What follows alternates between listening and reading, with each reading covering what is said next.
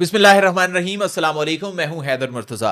खून के धब्बे धुलेंगे कितनी बरसातों के बाद। ये तो नहीं कहा जा सकता कि धब्बे धुल गए, लेकिन इतना जरूर है नाजरीन कि इस हवाले से खासी पेशरफ्त हुई है। 71 में जो कुछ हुआ वो भुलाया जा सकता है, ना नजरअंदाज किया जा सकता है, लेकिन दुनिया में कई ऐसी मिसालें हैं कि ममालिक ने अपने माजी से सरफे नजर करते हुए मुस्तकबिल को रोशन किया है। फ्रांस और जर्मनी जैसे हरीफ आज हाथों में हाथ डाले अपने अवाम की फलाह बहबूद के लिए आगे बढ़ रहे हैं। नाज़रीन, वजीर खारिजा ने दौरा बांग्लादेश के दौरान बाहमी इस्लामी उखुवत और भाईचारे का जिक्र किया और मजहबी रिश्ते को बिछड़े भाइयों के दोबारा एक होने की जमानत करार दिया। यह पहलू नजरअंदाज नहीं किया जा सकता।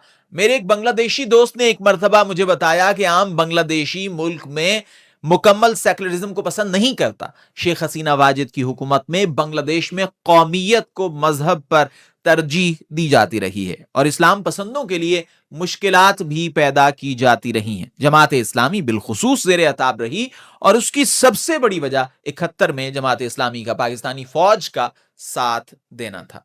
नाज़रीन, मेरे बांग्लादेशी दोस्त ने मुझे यह भी बताया कि एक आम बांग्लादेशी मुल्क में भारतीय असर रसूख को भी नफरत की निगाह से देखता है। खुसूसन सरहद पर भारतीय चौधराहट ने अवाम को मुतनफिर किया है, लेकिन हसीना हुकूमत कभी भी भारतीय जुल्फ की असीरी से बाहर नहीं निकल सकी। हमें एक बात समझना होगी कि बंगाली एक मुत्तहिद कौम है और वो अपने तशख्खुस, अपनी सकाफत और अपनी जुबान पर कभी भी समझौता नहीं करेंगे। एक आम बांग्लादेशी शिद्दत से यह महसूस कर रहा था कि साबिका मगरबी पाकिस्तान की कॉलोनी से निकलकर अब वो हिंदुस्तान की कॉलोनी बनते जा रहे हैं। बांग्लादेश को यह बात समझ आ चुकी थी कि 71 में उनकी मदद किसी हमदर्दी के जज्बे के तहत नहीं की गई थी, बल्कि पाकिस्तान से हिसाब बराबर करने के लिए की गई थी। पाक बांग्लादेश ताल्लुकात पहले भी बेहतरी की जानिब गामजन हुए थे, लेकिन ज्यादातर उस दौर में कि जब अवामी लीग बरसरे इख्तिदार नहीं थी। मुशर्रफ साहब का जमाना इसकी एक मिसाल है। इस्लामी रिश्ता अपनी जगह पर, लेकिन नाजरीन, दौरे जदीद में ममालिक के बाहमी ताल्लुकात मजहब से ज्यादा तिजारती और सफारती इश्तिराक पर उस्तवार होते हैं। और वैसे भी बांग्लादेश में कौमियत गालिब है, वरना मजहबी रिश्ता तो 1971 में भी था ना। दोनों ममालिक को तिजारत और सफारत के मैदान में एक दूसरे की ताकत से फायदा उठाना होगा, जिसका आगाज हो चुका है। नाजरीन, एक अहम सवाल यह है कि बांग्लादेश से ताल्लुकात बेहतर करना तो बहुत अच्छी बात है, कहीं हम मजीद बांग्लादेशों की राह तो हमवार नहीं कर रहे।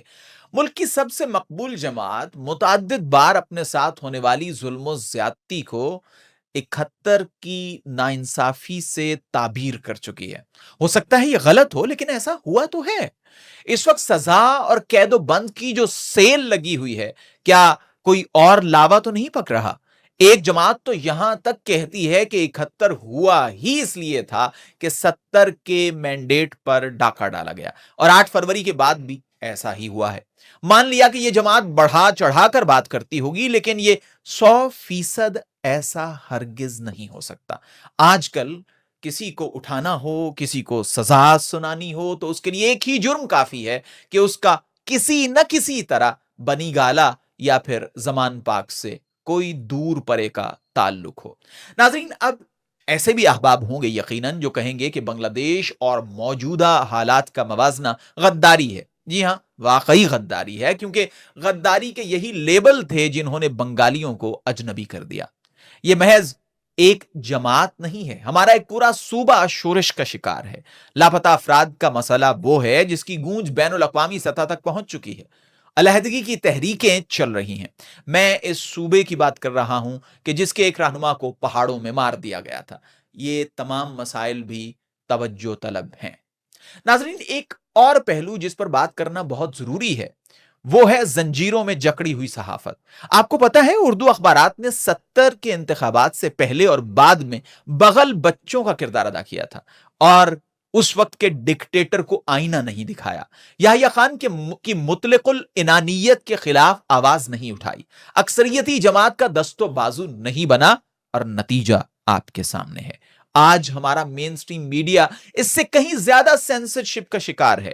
نیوز اینکر غلطی سے ناپسندیدہ شخصیت کا نام لے لے یا پھر ایڈیٹر سے غلطی سے اس شخصیت کی تصویر ویڈیو کا حصہ بن جائے تو پورے کا پورا چینل ہل جاتا ہے اور بس اشاروں کنایوں سے کام چلایا جاتا ہے.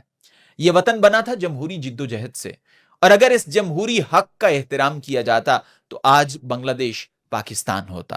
ہمارے ارباب اقتدار کو یہ سوچنا ہوگا کیا آج کہیں اسی جمہوری حق کی دھجیاں تو نہیں بکھیری جا رہی. اگلی ویڈیو میں آپ سے پھر ملاقات ہوگی، تب تک کے لیے خدا حافظ.